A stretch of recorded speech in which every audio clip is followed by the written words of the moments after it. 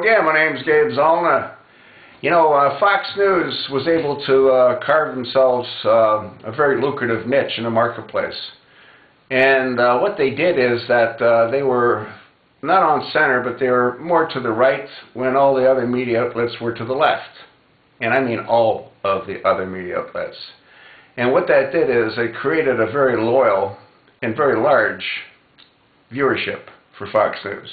And naturally what that did is that drove their revenues significantly higher because they could demand that from their advertisers. Well, what ended up happening was their chairman decided to go more to the center. Now, he was probably ordered to do that, I think, by the administration.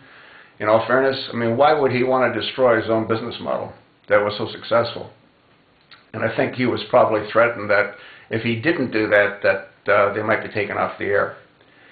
And so he went ahead and he did that. And what that resulted in, according to the information I've been able to obtain, is that they've lost about 22% of their viewership, which obviously impacts their bottom line. And what I find amazing is you've got somebody like Bill O'Reilly who keeps professing that, you know, his show's the #1. I don't believe it any longer. It might have been for a while. But I think that Bill's made too many mistakes. And the most recent one that he made was with Laura Ingraham, when he was referring to Bible thumpers, and he felt that homosexuals have a compelling story to tell. Well, he's entitled to his own opinion, but the problem with folks like him, all of these media heads, is that they need to keep their private opinions private. We don't care.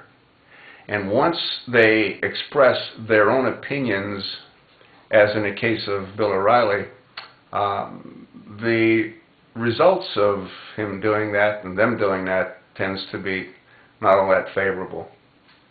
And I think the #1 probably show right now on Fox is not O'Reilly, no. I think Hannity's got him beat. And I don't think there's any comparison. And if someone were to do a survey, I think that's what they would find. But of course, Bill doesn't want a survey done. Bill's biggest problem is that he's got such a huge ego that he's never wrong. And he'll never admit that he's wrong, even when he's proven to be wrong. And at the same time, the comment that he made about us all being Bible thumpers, I think what he did is he put his big foot, and I bet you he's got big feet, he put his big foot right in the middle of his mouth.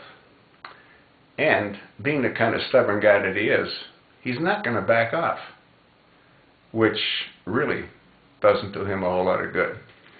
You know, when a man makes a mistake and he admits he made a mistake, he becomes a bigger man.